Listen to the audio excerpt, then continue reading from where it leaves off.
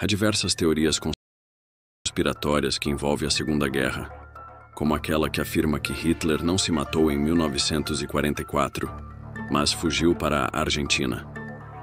Ou que a Alemanha mantinha contato com seres de outros planetas e havia até projetos para a construção de discos voadores nazistas.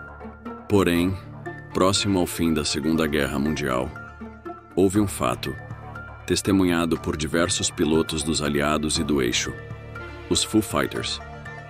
O apelido tem origem do francês fou, gíria para fogo, e do inglês fighter, se referindo aos caças. O significado é caças de fogo. Alguns militares também usavam o termo Krauts Fireballs, bolas de fogo dos Krauts, em referência aos alemães. Pouco antes do Natal de 1944, o piloto da Força Aérea Americana Edward Schluter estava sobrevoando o território inimigo quando ele, seu operador de rádio e o oficial de inteligência, Fred Ringwald, viram estranhos objetos que descreveram em seus relatórios como 8 a 10 luzes laranja brilhantes na asa esquerda, voando em alta velocidade. Os objetos voadores, não identificados, ficaram atrás do avião militar dos Estados Unidos e começaram a segui-lo. O piloto americano tentou várias manobras na tentativa de despistar os misteriosos objetos. Mas mesmo os mergulhos acentuados ou curvas fechadas não funcionaram. De repente, os objetos desapareceram e, surpreendentemente, durante todo o encontro, nem o piloto americano nem os objetos misteriosos dispararam tiros. No dia 27 de novembro de 1944, 2 pilotos estadunidenses, Henry Giblin e Walter Cleary, se avistaram uma bola de luz laranja quando voavam nos arredores da cidade de Speyer, na Alemanha, às margens do rio Reno. O objeto voava a cerca de 400 km por hora e a cerca de 500 metros sobre o seu avião. Ambos decidiram perseguir o Foo Fighter e notificaram a estação de radar em terra sobre o fenômeno, que lhes respondeu não estar captando absolutamente nada. O radar de bordo passou a apresentar pane, convencendo os pilotos a abortarem a missão e a regressar à base. Outro caso, em setembro de 1944, na Bélgica, por volta das 21 horas, um soldado canadense avistou uma esfera luminosa no céu, seguindo em direção à fronteira. Segundo ele, o objeto não parecia ter mais que 1 metro de diâmetro e parecia ser feito de vidro fumê. A esfera brilhava fortemente, emitindo uma luz que parecia emergir do interior do objeto. Nenhum som ou ruído foi ouvido. Poucos segundos depois, outras 5, aparentemente iguais à primeira, também surgiram, fazendo a mesma rota. Às vezes, os objetos apareciam nas telas de radar. Outras vezes, mais de uma pessoa observava os objetos, mas eles não apareciam no radar. Os objetos viajavam sempre em grande velocidade e conseguiam fazer manobras para acompanhar os aviões americanos. Os aliados temiam que a Alemanha tivesse criado uma nova arma, embora nenhum avião tenha sido danificado e nenhum tiro havia sido disparado. Muitos pilotos aliados chegaram a crer que era uma espécie de arma psicológica dos alemães, usadas para atordoar e atrapalhar os pilotos. Porém, para surpresa geral, após o término da guerra, veio à tona que os Foo Fighters também seguiam os aviões alemães. Os avistamentos causavam preocupação também dos nazistas, tanto que em 1944 foi montada pela Luftwaffe a Base Especial número 13, um projeto secreto de investigações que se camuflava sob o nome de Operação Uranus e tinha o objetivo de recolher, avaliar e estudar os relatórios de observações dos pilotos sobre estranhos objetos voadores que apareciam perto dos aviões alemães. Acredita-se que os alemães começaram a ver os estranhos objetos desde 1943, onde os relatórios começaram a chegar ao Estado-Maior Superior do Exército do Ar da Alemanha. A criação deste projeto de pesquisa secreto pelo Alto Comando Militar Alemão prova que os Foo Fighters eram um mistério a ser desvendado também para os nazistas. Segundo pesquisadores de OVNIs, os pilotos veteranos que voaram nos aviões B-17 diziam durante as entrevistas: Sim, nós vimos essas coisas e pensamos que era tecnologia do outro lado. Depois da guerra, descobrimos que o outro lado pensava que era tecnologia nossa. A origem dos Foo Fighters permanece um mistério até hoje, alimentando diversas teorias. Psicólogos também ofereceram algumas explicações, mas nenhuma que os experientes aviadores considerassem crível. Eles não acreditavam que estavam alucinando por causa do cansaço da batalha, e como as luzes não causaram danos, os pilotos duvidavam que fossem armas secretas alemãs controladas remotamente. Porém, após o fim da guerra, Rudolf Lussar, um major do exército alemão, escreveu um livro sobre armas secretas usadas pela Alemanha durante a guerra. Ele descreveu 2 tipos de objetos dourados, em forma de bola, que os pilotos aliados identificaram durante a guerra. De acordo com Lussar, os dispositivos eram movidos a jato e guiados automaticamente, e seu objetivo era emitir descargas eletrostáticas dos tubos Klystron para interromper os sistemas elétricos dos motores dos bombardeiros da Força Aérea Americana e impedi-los de lançar bombas. Embora a descrição de Lussar pareça plausível, os pesquisadores discordam sobre a validade de seu relato. Afinal, nenhum único avião dos aliados relatou complicações após um encontro com os Foo Fighters. Então, parece que se os alemães tivessem desenvolvido tal arma, ela simplesmente não funcionava. Apesar de não termos respostas definitivas, os Foo Fighters continuam a intrigar e inspirar a humanidade. Eles apareceram em filmes, séries, livros e músicas, alimentando a nossa busca por respostas sobre o universo e seus mistérios. Os Foo Fighters são um lembrete de que ainda existem muitos segredos a serem desvendados em nosso mundo. Sua história nos convida a questionar o que sabemos, a buscar novas perspectivas e a manter a mente aberta para o desconhecido. Durante a Segunda Guerra Mundial, Foo Fighters foi o termo usado para descrever misteriosos objetos aéreos avistados por pilotos aliados e inimigos. Esses objetos exibiam movimentos e habilidades incomuns, como velocidades extremas, manobras precisas e a capacidade de acompanhar aeronaves. Os relatos sobre esses fenômenos surgiram em ambos os lados do conflito e incluíam luzes brilhantes, bolas de fogo e esferas luminosas. As observações ocorreram em diversas frentes de batalha e deixaram os pilotos perplexos, sem explicação plausível. Inicialmente, muitos pensaram que fossem novas armas secretas do inimigo. Um dos primeiros relatórios norte-americanos sobre o fenômeno, datado de outubro de 1943, relatou que quando os B-17, fortalezas voadoras, estavam voando sobre Schweinfurt, Alemanha, durante voos de bombardeio, dúzias de pequenos discos prateados apareceram repentinamente e seguiram as aeronaves. Em várias ocasiões, os relatos afirmam que tripulações de bombardeiros chegaram a disparar contra essas esferas de fogo, no entanto, sem resultado algum. O medo dos aliados era de que esses objetos fossem algum tipo de tecnologia do eixo. Mas através de espionagem, pelo Projeto Massey, foi descoberto que os Foo Fighters não eram dispositivos alemães, uma vez que os próprios nazistas cogitavam a possibilidade de serem dispositivos bélicos dos aliados. No entanto, depois da guerra, as principais nações envolvidas afirmaram não ser responsáveis por tais fenômenos. As teorias sobre a origem dos Foo Fighters variam desde explicações naturais, como raios globulares e miragens, até hipóteses sobre tecnologia avançada de origens alienígenas. Em janeiro de 1945, o editor científico da Associated Press, Howard W. Blakes, numa entrevista a uma estação de rádio, afirmou que os Foo Fighters eram apenas o fenômeno denominado de fogos de San Telmo, luzes naturais produzidas por indução eletrostática das asas e extremidades dos aviões. Segundo ufólogos e estudiosos dos antigos astronautas, a possibilidade desses objetos serem de outro mundo é grande, pois se fossem fenômenos naturais, não agiriam fazendo movimentos voluntários e demonstrando inteligência. Outro fato que reforça essa tese é que, durante o conflito da Segunda Guerra e pouco após esse evento, assuntos de objetos voadores não recebiam tipos de classificação militar de segredo de Estado, pois pouco se entendia sobre os fatos e isso por si só já oferecia certa credibilidade pelos pilotos.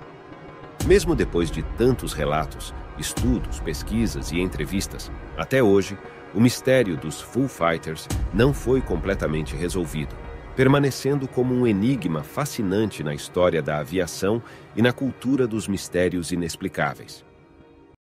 Ao anoitecer de 24 de junho de 1953, um F-94C Starfire decolou de uma base da Força Aérea Americana perto de Cape Cod, Massachusetts, para investigar um objeto voador não identificado. Mas quando o avião alcançou a altura de 500 metros, os sistemas de controle de repente falharam. Sem conseguir recuperar o controle da aeronave, o piloto e o operador de radar foram forçados a saltar. A essa altura, o Starfire já tinha caído 270 metros e se precipitava para o chão a 300 km por hora. O piloto conseguiu pousar com segurança, mas estranhou quando não ouviu o avião batendo no chão.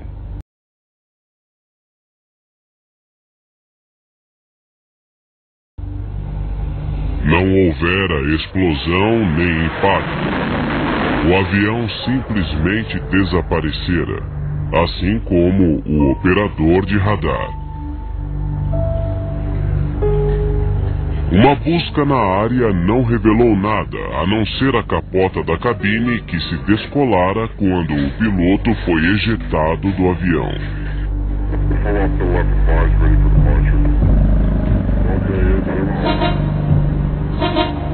5 meses depois, na noite de 23 de novembro, um F-89C Scorpion foi mandado da base de King Ross para investigar um OVNI que voava em espaço aéreo proibido sobre o Lago Superior, Michigan. Acompanhado pela torre de controle, o Scorpion se aproximou rapidamente de sua meta.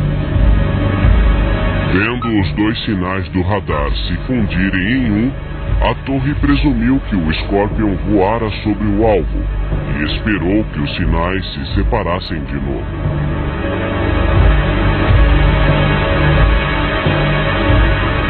Mas não se separaram. Em vez disso, o único sinal de radar sumiu e todo o contato cessou.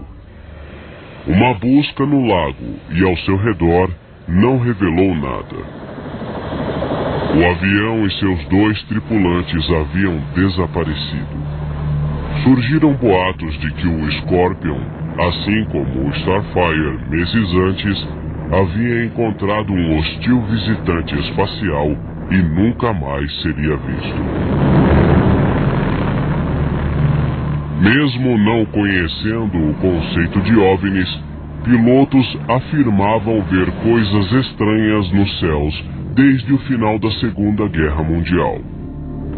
Na noite de 22 de dezembro de 1944, o piloto de um P-38 da Força Aérea não estava preparado para o que veria.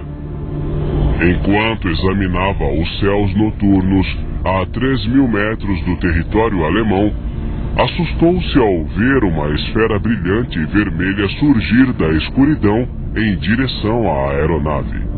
Quando alcançou o P-38, a esfera começou a se mover ao redor das asas. Por mais que tentasse, o piloto não conseguia se livrar dela. Então, como se tivesse se cansado do jogo, o estranho objeto de repente sumiu, deixando que o surpreso piloto voltasse para a base. Mais tarde, outros pilotos que voltavam de missões relataram o mesmo tipo de fenômeno. Às vezes, as esferas pareciam sinistros objetos metálicos ou bolas de fogo de brilho intenso.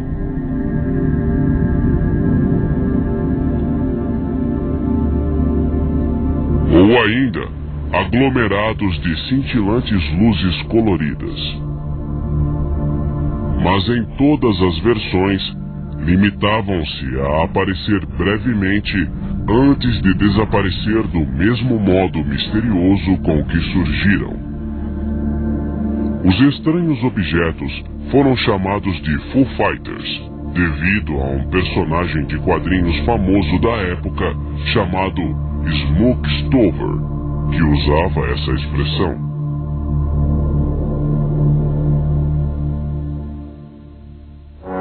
O primeiro piloto a usar o termo, em dezembro de 1944, foi o tenente Donald Myers. Natural de Chicago, Myers deve ter visto o quadrinho de Smoke Stover em um jornal de sua cidade. Ele descreveu assim um encontro com o Foo Fighter. Ele me perseguiu 30 quilômetros sobre o Vale do Reno. Eu virava e as duas bolas de fogo viravam comigo. Íamos a 400 quilômetros por hora e as bolas não desgrudavam de nós. Mais tarde, quando foram divulgados arquivos militares secretos, feitos de novembro de 1944 a janeiro de 1945, pelo menos um deles corroborava a visão de Myers nos céus da Alemanha. Descrevia 5 ou 6 luzes verdes e vermelhas em forma de T, que seguiram outro avião por vários quilômetros antes de desaparecer. Embora o nome Foo Fighters fosse inofensivo, os aliados o levaram a sério e suspeitaram que a Alemanha tivesse criado uma nova arma secreta com poderes extraordinários, que alongaria ainda mais a guerra.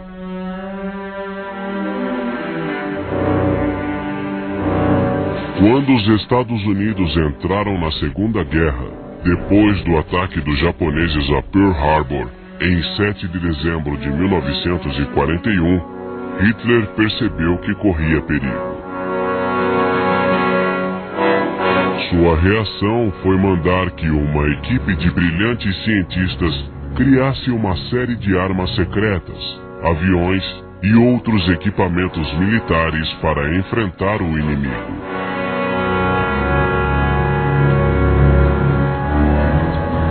As mais eficazes eram as armas da vingança, e a mais mortal delas era o míssil V2.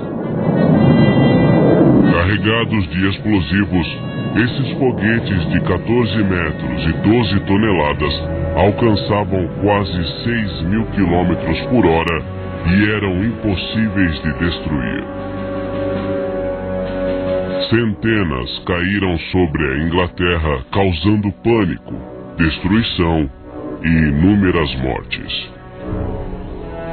Depois do devastador sucesso dos V2, os engenheiros de Hitler criaram o ME-163, ou Comet, um pequeno avião interceptador capaz de voar a quase 1.000 quilômetros por hora a 12.000 metros de altura.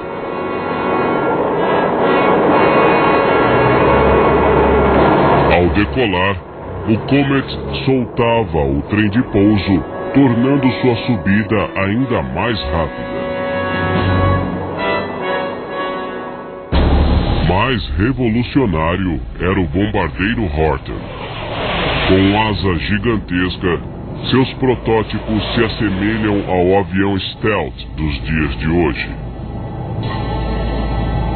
Com um alcance de 11.000 quilômetros, velocidade de 1.000 quilômetros por hora e altitude de 16.000 metros, a finalidade do Horten era cruzar o Atlântico e bombardear os Estados Unidos.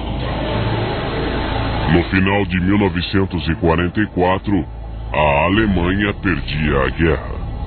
Mas os aliados sabiam que os cientistas alemães ainda desenvolviam aviões como o Horten e o Comet, que poderiam reverter a situação para Hitler. Por isso, quando os pilotos americanos começaram a ver os Foo Fighters, os aliados temeram uma nova e mortal ameaça alemã. Mas os Foo Fighters, não importava o que fossem, não pareciam agressivos. Só depois da guerra, aviões com No final da Segunda Guerra, o governo americano valorizou o talento dos cientistas de Hitler, principalmente os que desenvolviam mísseis, e os levou para os Estados Unidos antes que fossem cooptados pelos soviéticos. O mais famoso deles era o Dr. Werner von Braun, o criador dos letais mísseis V-2. Ele liderou uma equipe notável na base secreta de Pineman. Os americanos ficaram surpresos ao ver que os alemães estavam 5 ou 10 anos à frente deles. Os cientistas se estabeleceram em Fort Bliss, Texas. A vasta área de White Sands, Novo México, foi usada para testar novos mísseis. E não demorou para que os pilotos americanos voltassem a ver misteriosos objetos no céu.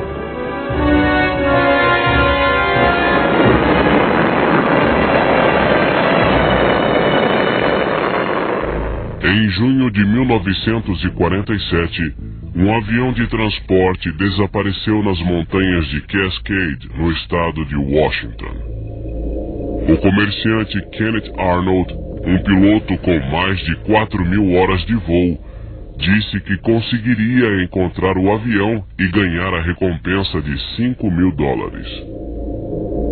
Na tarde de 24 de junho, Arnold decolou do aeroporto de Chehalis.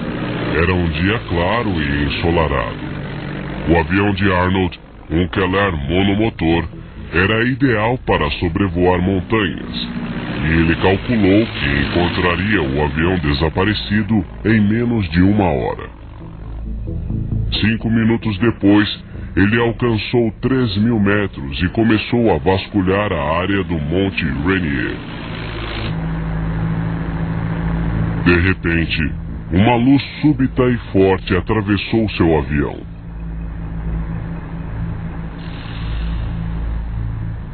Como estava perto de um DC-4, achou que vira o reflexo de sua fuselagem.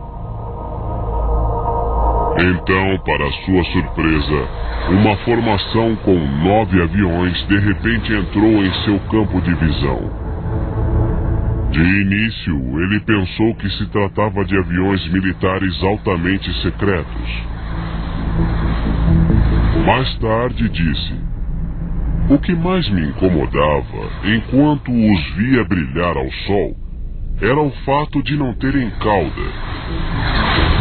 Qualquer piloto prestaria atenção em tais aviões.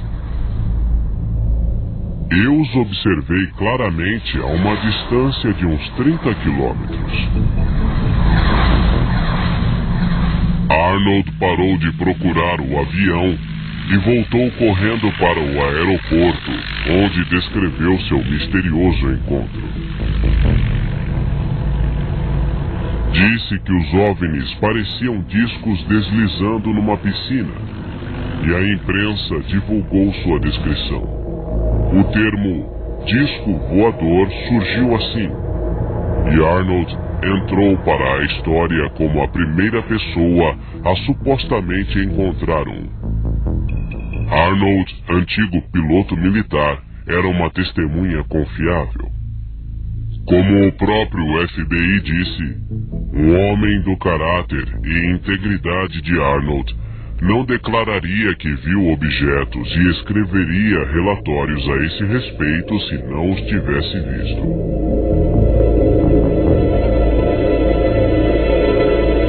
O governo americano disse que não tinha conhecimento dos estranhos objetos, e Arnold achou que tivesse visto um tipo desconhecido de avião russo. Mas no fundo, estava cada vez mais convencido de que o que vira nas montanhas Cascade naquele dia de verão desafiava qualquer explicação racional. 2 semanas depois, um fazendeiro encontrou pedaços de um metal desconhecido perto de Roswell, Novo México. O destacamento de bombas o examinou e disse que o metal podia ser de um OVNI que caíra. Mais tarde, afirmaram que se tratava dos restos de um balão climatológico. Mas a Área 51, como a chamaram, foi fechada ao público. Até morrer em 1984, Arnold tentou descobrir a verdade e até escreveu um livro sobre o assunto. Depois da experiência de Arnold, houve uma onda de aparições de OVNIs nos Estados Unidos. Alguns eram meteoritos, que queimam ao atingir a atmosfera terrestre, mas outros continuam um total mistério até hoje. Na tarde de 7 de janeiro de 1941, a polícia de Kentucky recebeu vários telefonemas enigmáticos. Cidadãos assustados contavam que haviam visto um enorme objeto circular no céu. O estranho objeto parecia avançar para o sul. Suspeitando de uma complexa operação criminosa, os policiais passaram a informação para a polícia militar que guardava o Fort Knox, depósito de vastas reservas de ouro americanas. A polícia militar, por sua vez, informou a torre de controle da base aérea de Goodman. Mas àquela altura, os operadores da torre já tinham visto o estranho objeto. Enquanto isso, 4 Mustangs P-51 do Esquadrão de Caças da Guarda Aérea de Kentucky decolavam de Marietta, Georgia, para um voo de treinamento e chegavam à região.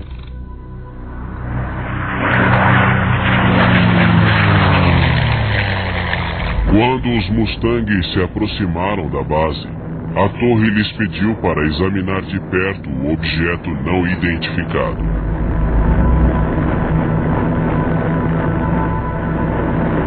O líder, o capitão Thomas Mantell, fora piloto de caça na Segunda Guerra. Mantell já voara quase 3.000 horas desde que se formara na escola de voo em 1943. Deixando um dos aviões continuar o trajeto original, Mantell subiu velozmente até 4.000 metros, seguido pelos outros 2 aviões.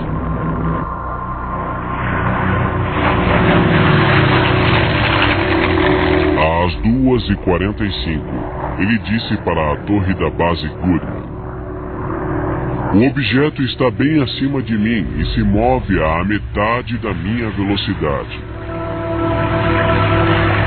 Meia hora depois, Mantell deu uma descrição do OVNI. "Parece ser um objeto metálico ou reflexos de um objeto metálico. Seu tamanho é imenso." A 7.000 metros, os outros pilotos sentiram tontura devido ao ar rarefeito. Decidiram descer até um nível mais seguro, deixando Mantell seguir em frente. Suas respostas pelo rádio se tornaram mais confusas, até cessarem totalmente. 1h30 depois, os restos de um Mustang foram encontrados em uma fazenda. O corpo do piloto continuava preso ao assento. Era Thomas Mantell. Enquanto isso, o gigantesco OVNI continuou sua rota. Foi visto pela última vez sobre o meio oeste, onde 12 aeroportos viram um objeto reluzente avançando para o sudoeste. mas nenhum outro avião o seguiu. O misterioso OVNI finalmente desapareceu.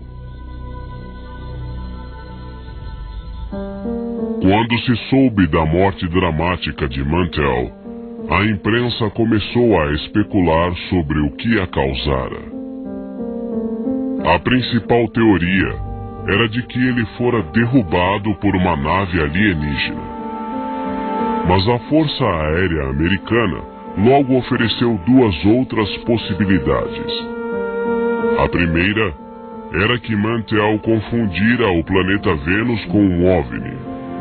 Ao subir demais, desmaiara devido à falta de oxigênio, perdeu o controle do avião e despencou para a morte.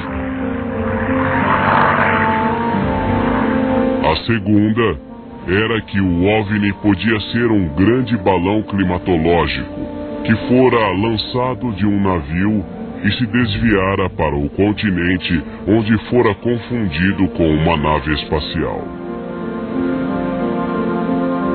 Vistos de baixo, esses balões podem assumir uma forma peculiar, parecida com a de um disco voador. Mas como o OVNI fora visto por pessoas separadas por centenas de quilômetros, a hipótese foi descartada, e o misterioso objeto nunca mais voltou a ser visto. Apesar da explicação oficial para a morte do capitão Mantell, muitos pensaram que, com o acirramento da Guerra Fria, o que ele realmente vira fora uma sinistra aeronave russa que espionava os Estados Unidos. Também o povo soviético e seus paranoicos líderes achavam que todas as aparições estranhas nos céus de seu país eram armas novas e perigosas desenvolvidas no Ocidente.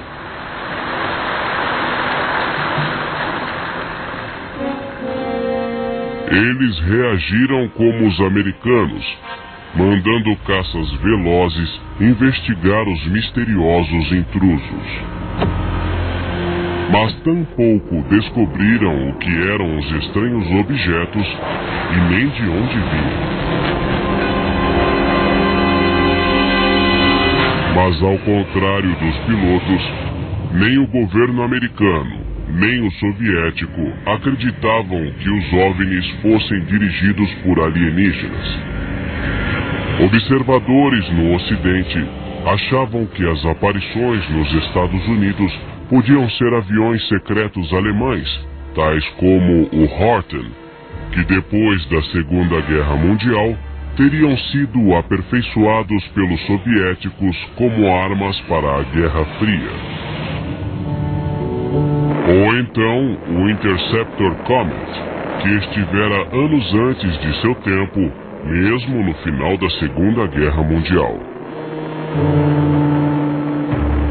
Com certeza, o extraordinário US Lockheed Sur-71, conhecido como Blackbird, teria convencido qualquer piloto de que estava diante de um OVNI.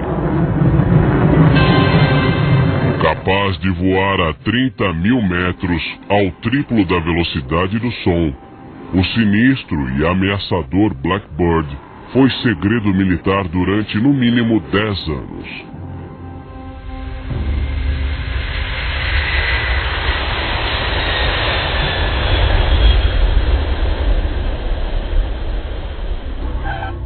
Outra estranha aeronave que muitos pensaram ser um disco voador quando surgiu nos céus dos Estados Unidos em 1947 era o Chandvolt V-173 da Marinha Americana. A panqueca voadora, como foi chamado, alcançava velocidade de 800 km por hora e tinha 6 canhões de 20 milímetros.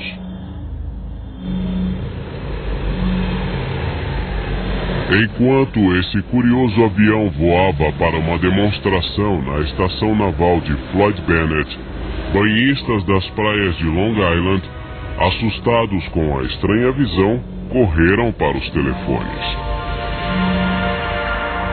As autoridades americanas tratavam as supostas aparições de OVNIs com seriedade. Cada caso era investigado pela Força Aérea, como explicou o Major-General James Sanford, chefe da inteligência da Força Aérea e depois chefe da Agência de Segurança Nacional. The Air Force interest in this problem has been due to our feeling of an obligation to identify and analyze to the best of our ability anything in the air that may have the possibility of threat or menace to the United States. In pursuit of this obligation, since 1947, we have received and analyzed between 1,000 and 2,000 reports that have come to us from all kinds of sources. Segundo o General Sanford, muitos dos relatos eram trotes, erros de identificação de aeronaves, truques de luz ou fenômenos climáticos. Mas para alguns casos, não havia resposta. However, there have been a certain percentage of this volume of reports that have been made by credible observers of relatively incredible things.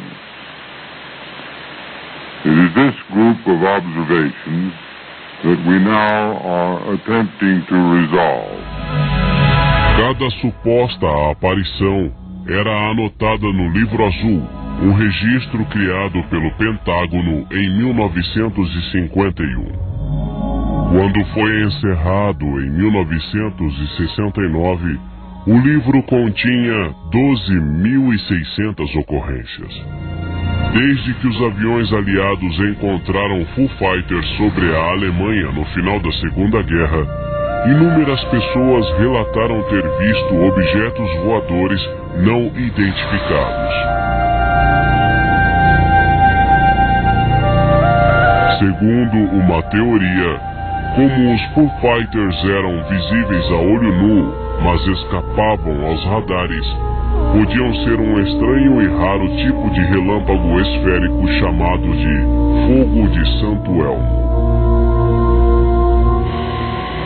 Recentemente, as aparições foram atribuídas a protótipos de aviões secretos americanos, como o caça e bombardeiro Stealth.